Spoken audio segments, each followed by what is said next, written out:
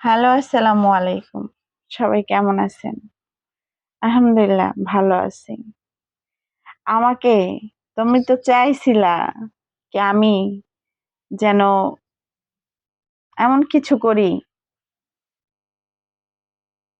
না আমার তোমার কাছে হাত পাততে হয় সবসময়। হাত পাততে হয়। তোমার কাছে আমার দৌড়াইতে হয়। কিন্তু দেখো, রাখে আল্লাহ মারে কে? আল্লাহ যদি রাখে, বান্দায় তো মারার কোনোই নাই। আল্লাহ যদি হাত রাখে, আল্লাহ যদি রিজিকে রাখে, কেউ আমাকে এখান থেকে সরাইতে পারবে না ইনশাআল্লাহ।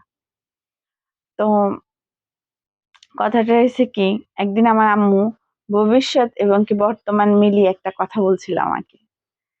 বলছিল কি, হঠাৎ করে এক দেশে একটা মোরগটা খুব হেলে দুলে চলতিছে, খুব খুশিতে চলতিছে।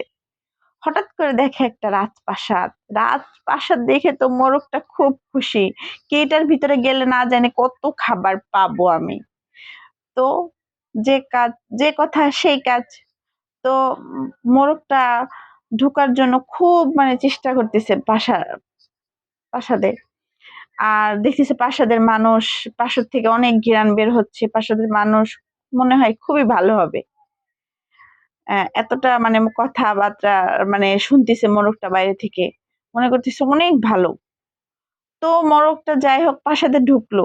ঢুকার পরে প্রাসাদে ঢুকার পরে মোরগরে খাইতে দেবে কি? মোরগরে খাওয়ার জন্যই প্রস্তুত হয়ে গেল।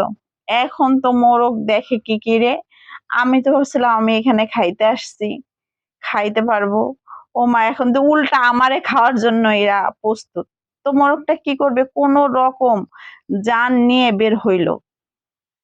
আর আল্লাহ তাআলার কাছে শুকরিয়া আদায় করলো, কি আল্লাহ আপনি আমারে এখান থেকে বাঁচিয়ে আনছেন, আল্লাহ আপনার কাছে হাজার হাজার কোটি কোটি শুকরিয়া। তো তুমি যে বিপদেই ছিলা, তোমাকে যেই বিপদে ফেলাইতে যাক না কেন, তোমার আল্লাহই তোমাকে সারাইছে।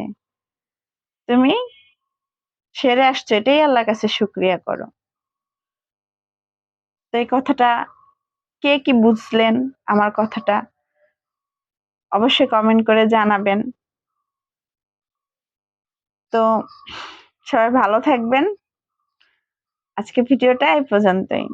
আসসালামু আলাইকুম।